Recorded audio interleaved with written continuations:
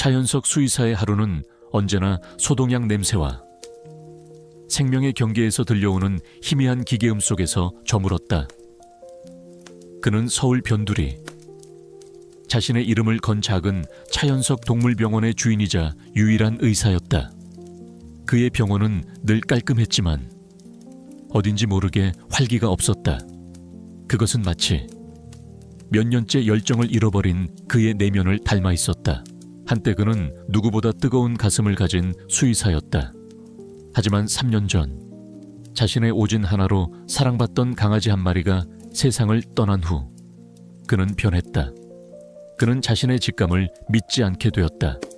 오직 혈액검사 수치와 엑스레이 사진, 그리고 교과서의 데이터만을 신뢰하는 차갑고 유능한 기계가 되어갔다.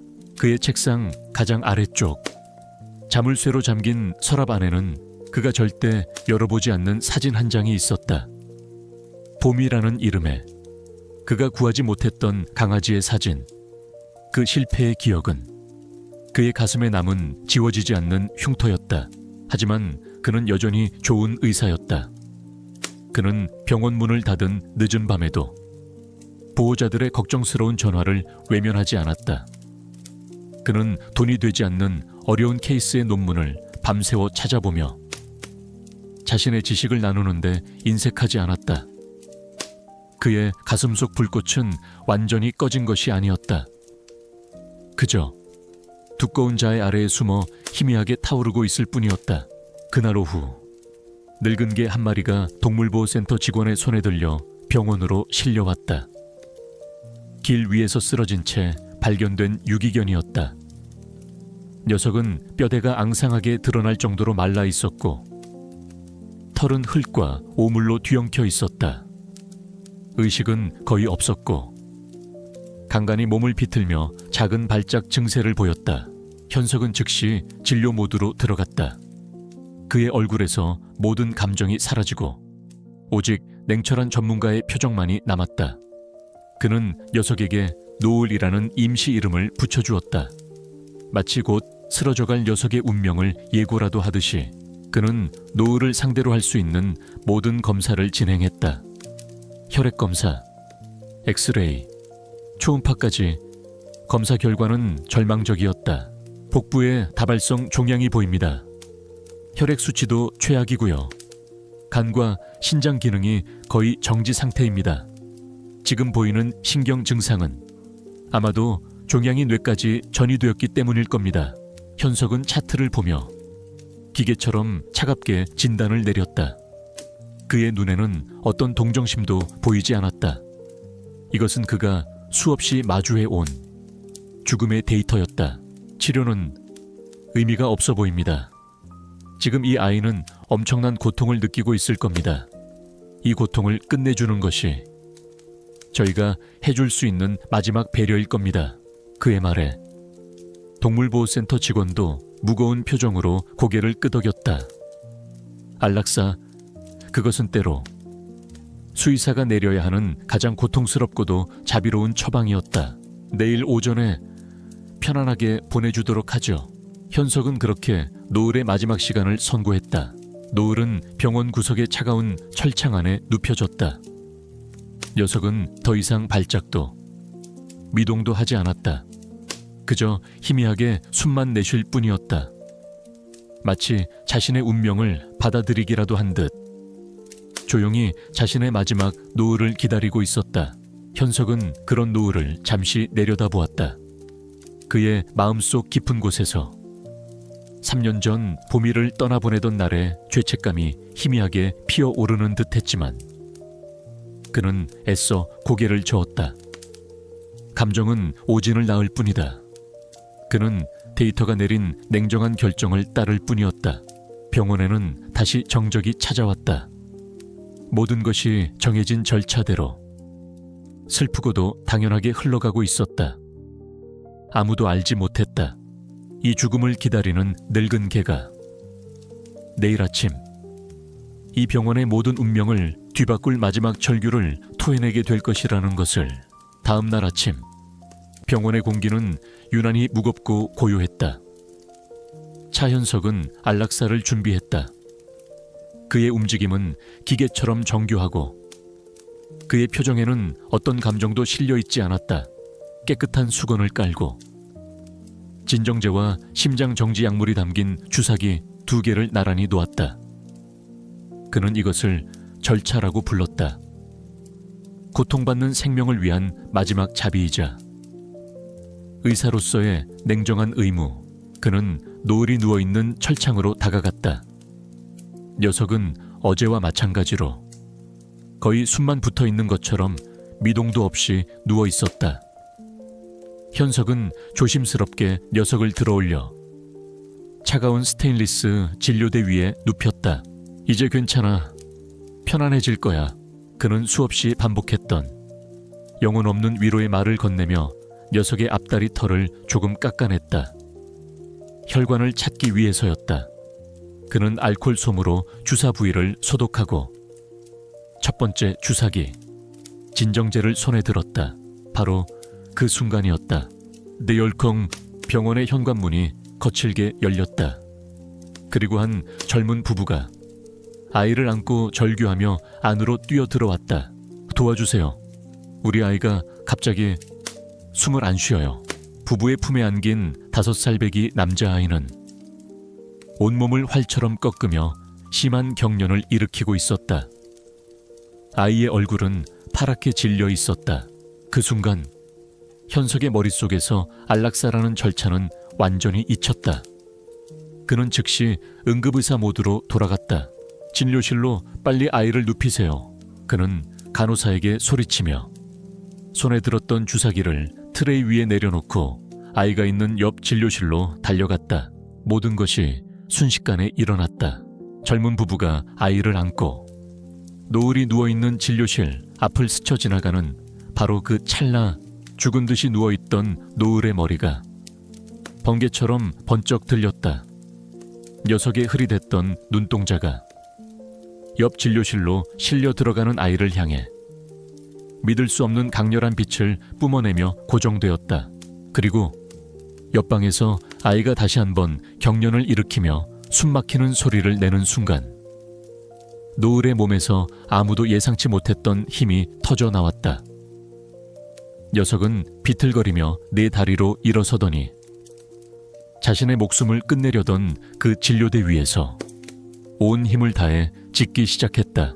기영, 그것은 단순한 짖음이 아니었다. 죽음의 문턱에 있던 늙은 개가 자신의 마지막 남은 생명력을 모두 짜내어 토해내는 처절한 절규이자 외침이었다. 녀석은 멈추지 않았다. 고통이나 공포에 질린 짖음이 아니었다. 녀석은 오직 아이가 있는 옆 진료실과의 사이를 가로막고 있는 그 차가운 벽을 향해 필사적으로 그리고 규칙적으로 짖어댔다. 그 소리에는 인간의 언어로는 설명할 수 없는 아주 강력하고도 절박한 메시지가 담겨 있었다.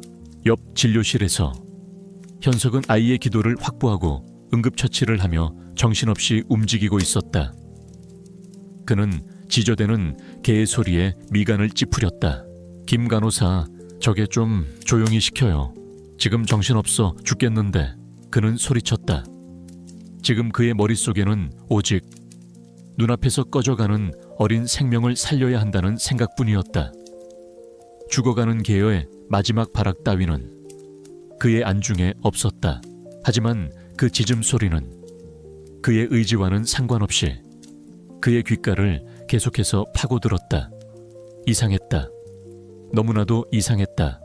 의학적으로 죽어가던 개가 갑자기 저런 힘을 낸다는 것 자체가 불가능했다. 그리고 저 짖음은 단순한 소음이 아니었다. 너무나도 뚜렷한 목적성을 가지고 있었다. 한쪽 방에서는 경련을 일으키는 아이의 가쁜 숨소리가, 다른 한쪽 방에서는 죽음을 앞둔 개의 필사적인 짖음 소리가, 두 개의 다른 공간, 두 개의 다른 생명. 하지만 그 둘 사이를 가로막고 있는 벽을 향해 늙은 개는 무언가를 필사적으로 말하고 있었다. 현석은 아이에게 응급처치를 하면서도 자신도 모르게 옆방의 소리에 신경을 곤두쓰고 있었다. 그의 잘 짜인 계획과 냉철한 이성의 세계에 이해할 수 없는 변수가 끼어든 것이다. 그는 더 이상 계획대로 노을의 생명을 끝낼 수 없었다. 그는 이제 질문해야만 했다. 이 개를 어떻게 편안히 보낼까가 아니라 이 죽어가는 개는 대체 왜 저 아이를 향해 저토록 필사적으로 무언가를 말하려 하는가라고. 아이의 격려는 좀처럼 잦아들지 않았다. 차현석은 아이의 부모를 진정시키고 간호사에게 응급약물을 준비하라 지시했다. 그의 머릿속은 오직 아이의 상태를 안정시킬 생각뿐이었지만 옆방에서 들려오는 노을의 짖음소리는 끊임없이 그의 신경을 긁었다. 김 간호사, 저게 어떻게 좀 해봐요. 진정제라도 한 대 놔서 재워버려요. 그의 목소리는 극도의 스트레스로 날카로워져 있었다. 하지만 그의 마음 한구석에서는 이 모든 상황이 너무나도 기이하다는 생각이 떠나지 않았다. 죽어가던 개, 그리고 그 개가 되살아나 짖기 시작한 순간과 경련을 일으키는 아이가 실려 들어온 순간의 완벽한 일치. 그는 애써 그 생각을 지웠다. 우연일 뿐이다. 죽기 전 개의 뇌가 마지막으로 일으키는 발작 증세일 뿐이라고. 그는 다시 눈앞의 어린 환자에게 집중했다. 그는 아이의 상태를 더 면밀히 살피기 시작했다. 그는 의사로서의 모든 감각을 곤두세웠다. 아이의 피부색, 눈동자의 반응, 호흡의 패턴, 모든 것이 일반적인 열성 경련과는 미묘하게 달랐다. 그리고 바로 그때 현석은 맡았다. 아이의 가쁜 숨결 사이로 아주 희미하게 새어나오는 이상한 냄새를. 그것은 달콤하면서도 아세톤처럼 시큼한 아주 독특한 냄새였다. 보통 사람이라면 절대 인지하지 못할 아주 미세한 냄새. 그 냄새를 맡는 순간 현석의 뇌리에 경고등이 켜졌다. 수만 개의 의학 정보가 저장된 그의 머릿속 데이터베이스가 이 냄새와 일치하는 단 하나의 희귀한 질병을 찾아내기 시작했다.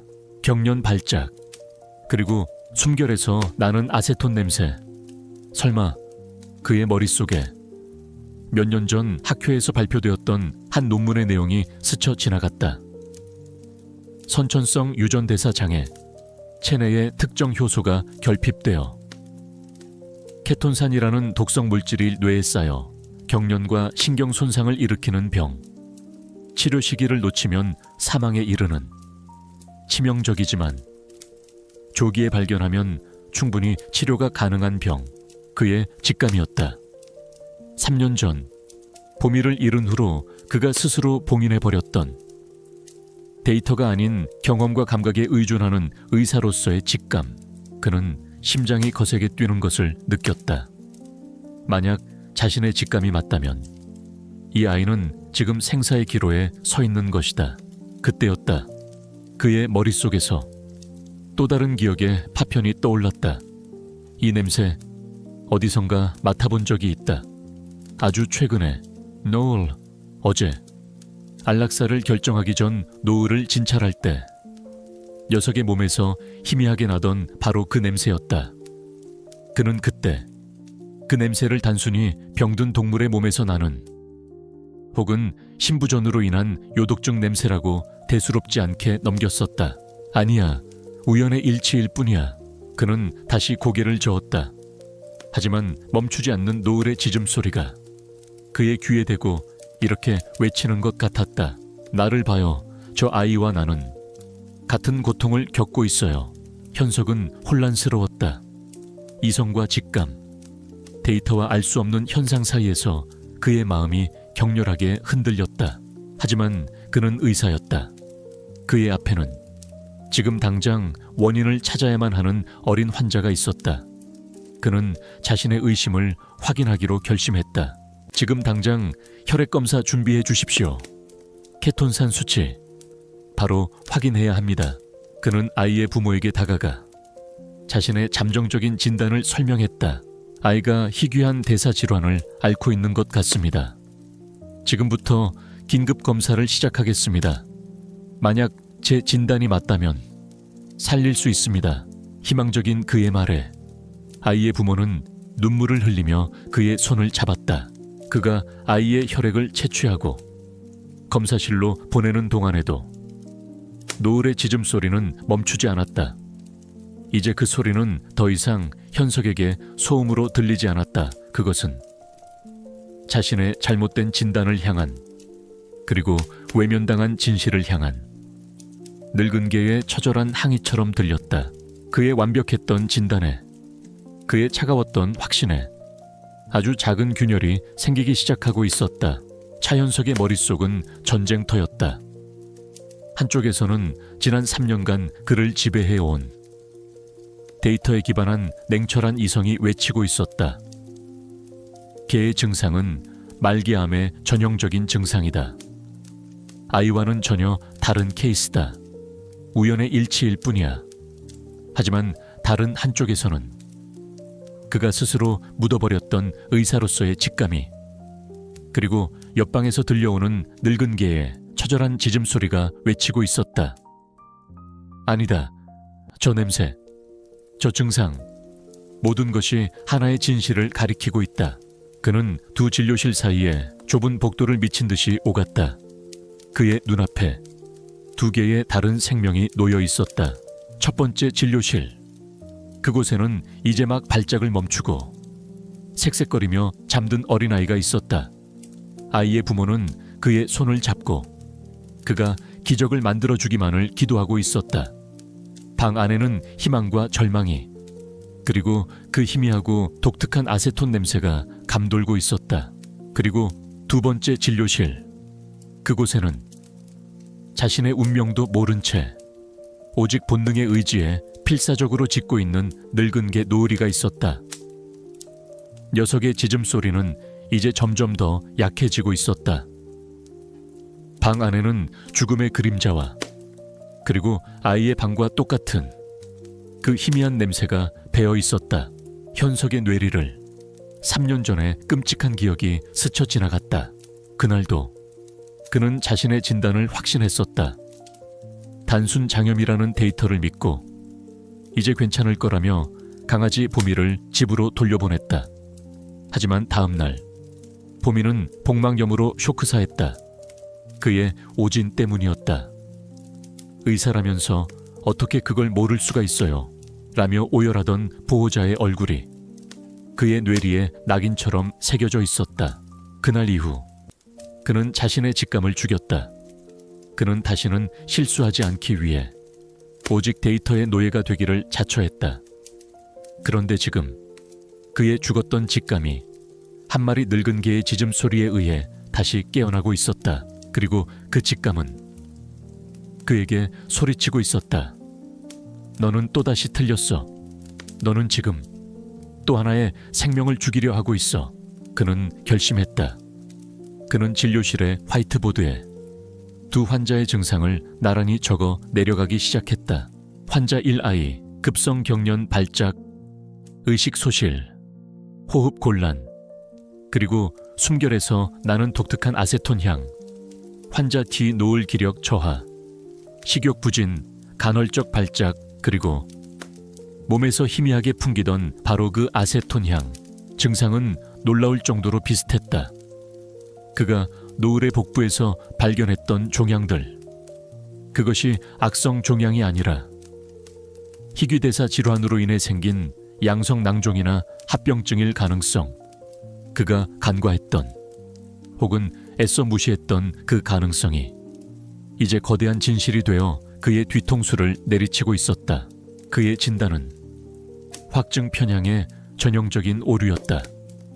그는 말기암이라는 첫 진단에 사로잡혀 다른 모든 가능성을 스스로 차단해 버렸던 것이다. 선생님, 10분 뒤에 동물보호센터에서 옵니다. 노을이 인계받으러요. 간호사의 목소리가 그의 생각을 깨뜨렸다. 시간이 없었다. 그는 자신의 새로운 이 미친 가설을 증명해야만 했다. 그는 아이의 혈액검사 결과를 기다리는 동시에 노을의 혈액을 다시 채취했다. 그리고 그 역시 케톤산 수치를 확인해달라고 검사실에 긴급 요청을 보냈다. 그는 2개의 닫힌 문 앞에 서 있었다. 한쪽 문 너머에는 그의 손길을 기다리는 어린 생명이 있었다. 그리고 다른 한쪽 문 너머에는 그의 잘못된 판단으로 인해 곧 꺼질 운명에 처한 늙은 생명이 있었다. 그때 그의 책상 위에 전화기가 요란하게 울렸다. 검사실이었다. 아이의 혈액 검사 결과가 나온 것이다. 현석은 떨리는 손으로 수화기를 들었다. 이 전화 한 통에 2 생명의 운명이 달려 있었다. 차현석은 떨리는 손으로 수화기를 들었다. 전화기 너머에서 검사실 직원의 다급한 목소리가 들려왔다. 원장님, 아이 혈액 검사 결과 나왔습니다. 케톤산 수치가 위험 수준입니다. 원장님 진단이 맞았습니다. 희귀대사 질환입니다. 예상은 했지만 막상 결과로 확인하자 현석의 심장이 철렁 내려앉았다. 그는 즉시 아이에게 필요한 응급 처방을 지시했다. 그리고 수화기를 내려놓는 그의 머릿속은 이제 옆방의 노을이에 대한 생각으로 가득 찼다. 아이의 진단이 맞다면 노을이 역시 같은 병일 확률이 매우 높았다. 바로 그때 병원의 현관문이 열리며 동물보호센터 직원이 들어왔다. 그는 어제 약속했던 대로 노을이의 안락사 절차를 확인하고 사체를 인계받으러 온 것이었다. 수의사님, 노을이 건으로 왔습니다. 서류 처리 좀 부탁드립니다. 그의 무심한 목소리는 현석에게 사형 집행인의 선고처럼 들렸다. 현석은 다급하게 그를 가로막고 섰다. 잠깐만요. 아직 안 끝났습니다. 네, 무슨 말씀이십니까? 어제 분명히 오늘 오전에 안락사 진행한다고. 직원의 얼굴에 당혹감과 짜증이 뒤섞였다. 현석은 그의 팔을 붙잡고 절박하게 말했다. 5분만, 아니 3분만 더 시간을 주십시오. 지금 노을이의 검사 결과를 기다리고 있습니다. 제 진단이 틀렸을 수도 있습니다. 진단이 틀리다니요. 어제는 분명 말기암이라고 하시지 않았습니까? 저희도 절차가 있습니다. 이렇게 시간을 끄시면 곤란합니다. 직원은 규정과 절차를 따지며 노을이가 누워있는 진료실로 들어가려 했다. 현석은 자신의 몸으로 문을 막아섰다. 그의 이마에서는 식은땀이 흘러내렸다. 그의 의사 경력 전체가, 그리고 한 생명의 운명이 이 짧은 몇 분에 달려 있었다. 3년 전 그는 자신의 섣부른 판단으로 한 생명을 잃었다. 그는 또다시 같은 실수를 반복할 수 없었다. 제발 몇 분만 더 시간을 주십시오. 제가 모든 책임을 지겠습니다.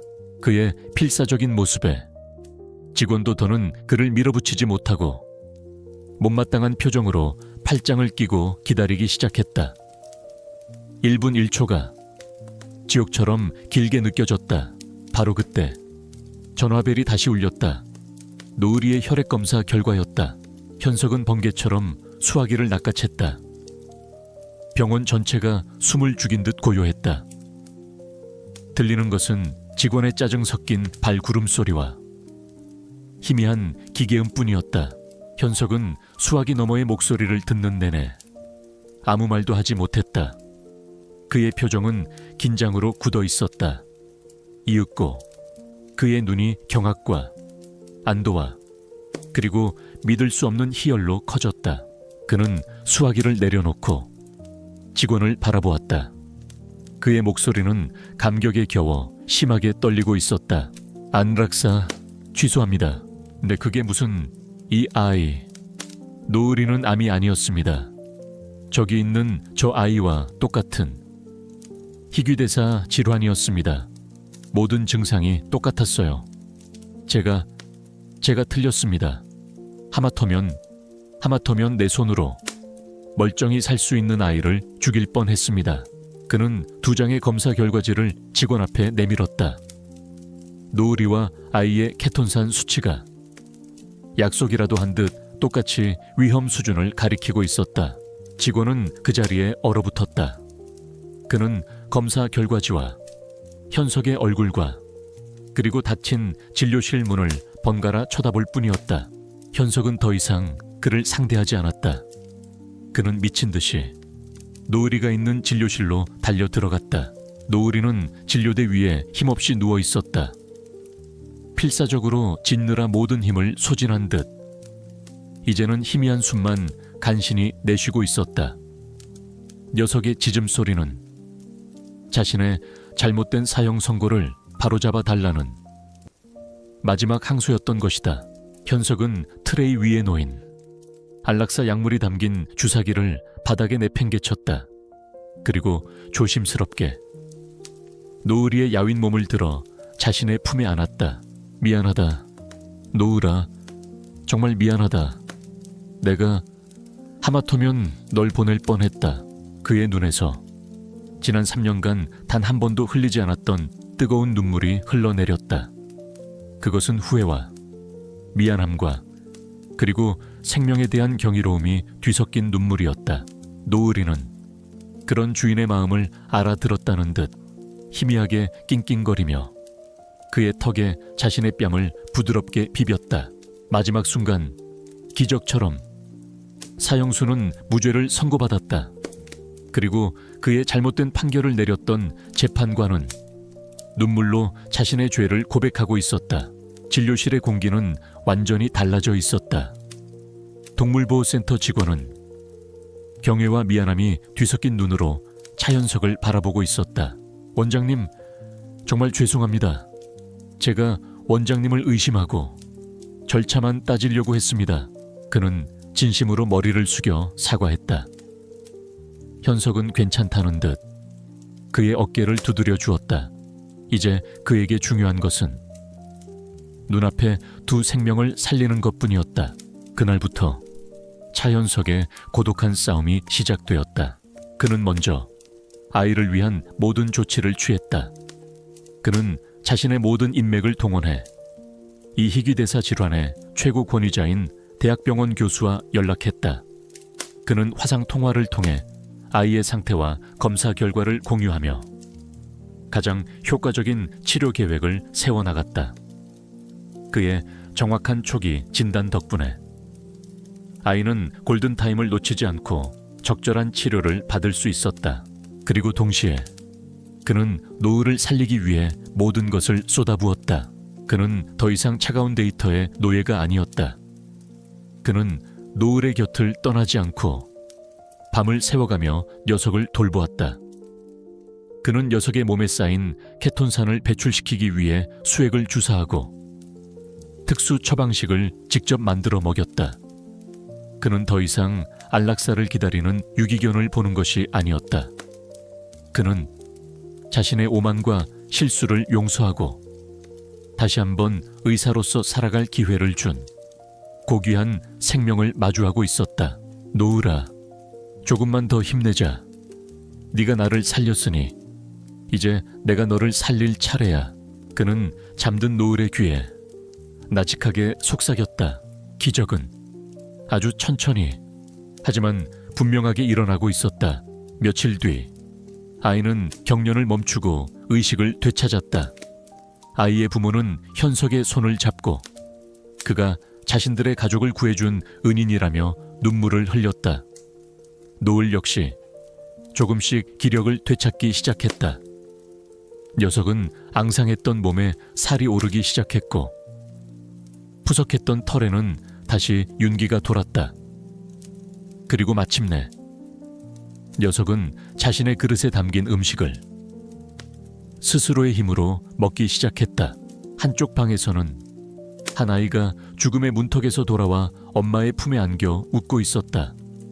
그리고 다른 한쪽 방에서는 사형수였던 늙은 개가 자신을 살려준 의사의 손길을 느끼며 꼬리를 흔들고 있었다.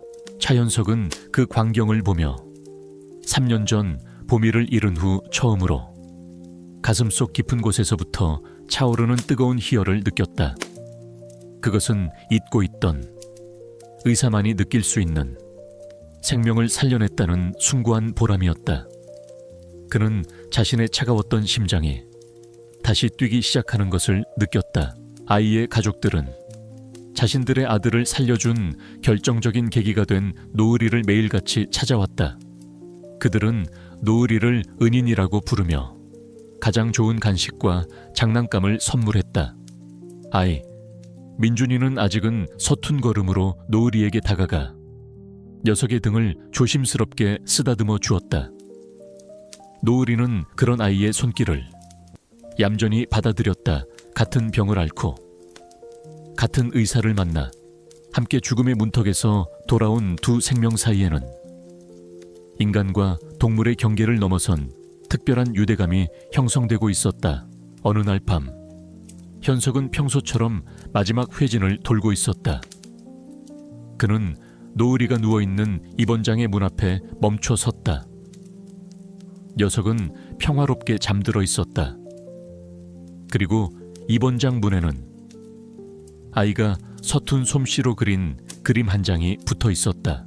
그림 속에는 하얀 의사 가운을 입은 남자와 웃고 있는 남자아이, 그리고 커다랗고 늠름한 개 한 마리가 따스한 햇살 아래 함께 서 있었다.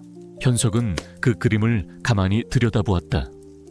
그리고 그는 3년 만에 처음으로 진심으로 환하게 웃었다. 그의 다쳤던 서랍 속 보미의 상처는 이제 새로운 노을의 기적과 함께 서서히 치유되고 있었다. 거짓의 잿더미 속에서 시작된 그의 새로운 평화는 이제 희망이라는 이름의 온기로 가득 차 있었다. 그는 다시 생명을 사랑하는 수의사로 돌아온 것이다. 몇 달 후, 차현석의 동물병원은 이전과는 완전히 다른 공간이 되어 있었다. 예전의 적막함은 온데간데 없고 병원은 늘 활기로 가득 찼다. 죽어가던 개를 살려낸 기적의 의사라는 소문이 퍼지면서 그의 병원은 지역에서 가장 신뢰받는 곳이 되었다.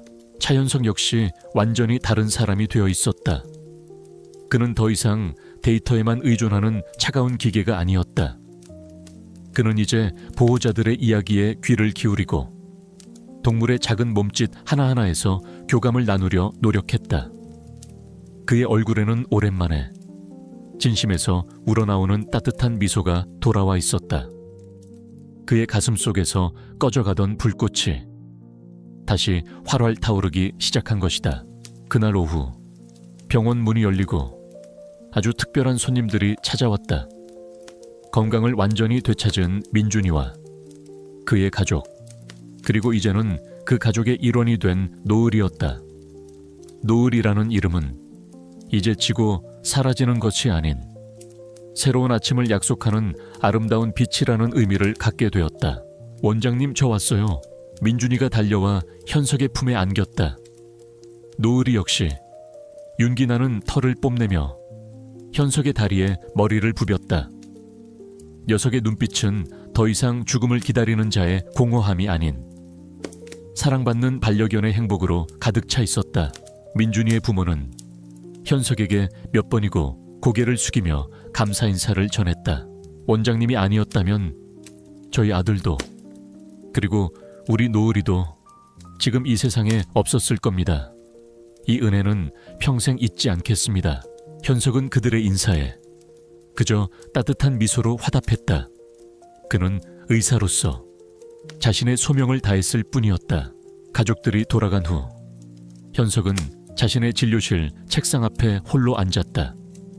그는 아주 오랫동안 단 한 번도 열어보지 않았던 책상 가장 아래 서랍을 열었다. 그리고 그 안에서 빛바랜 사진 한 장을 꺼내 들었다. 3년 전 그가 구하지 못했던 강아지 보미의 사진이었다. 그는 한참 동안 사진을 들여다보았다. 예전 같았으면 지독한 죄책감과 자기 혐오에 가슴이 답답해 왔을 것이다. 하지만 지금 그의 마음은 놀라울 정도로 평온했다. 슬픔은 여전히 남아 있었지만 더 이상 그를 짓누르는 고통은 아니었다. 그는 사진을 향해 나직하게 속삭였다. 보미야, 오랫동안 정말 미안했다. 그리고 그는 희미하게 미소를 지으며 덧붙였다. 그리고 이젠 고맙다, 네가 나에게 준 아픈 교훈이 아니었다면 나는 노을이와 민준이를 구하지 못했을 거야. 너는 나에게 생명의 무게를 가르쳐준 내 첫 번째 스승이었어. 그는 마침내 자신의 과거와 화해하고 스스로를 용서한 것이다. 그는 서랍에서 얼마 전 민준이네 가족이 선물해준 또 다른 사진 한 장을 꺼냈다. 사진 속에는 건강해진 민준이와 노을이가 공원의 푸른 잔디밭 위에서 환하게 웃으며 함께 뒹굴고 있었다. 현석은 두 장의 사진을 자신의 책상 위 가장 잘 보이는 곳에 나란히 놓았다. 그의 실패를 상징하는 봄 스프링의 사진과 그의 구원을 상징하는 노을 선셋의 사진, 과거의 아픔과 현재의 기적, 그 두 장의 사진은 이제 그의 의사 인생 전체를 아우르는 가장 위대한 훈장이 되었다. 그는 창밖을 내다보았다. 어느덧 해가 지고 하늘은 아름다운 노을로 붉게 물들고 있었다. 그는 더 이상 노을을 보며 끝을 떠올리지 않았다. 그는 이제 저 노을 너머에 반드시 새로운 아침이 떠오를 것이라는 것을 알고 있었다. 그는 다시 생명을 사랑하는 수의사로 온전히 돌아온 것이다.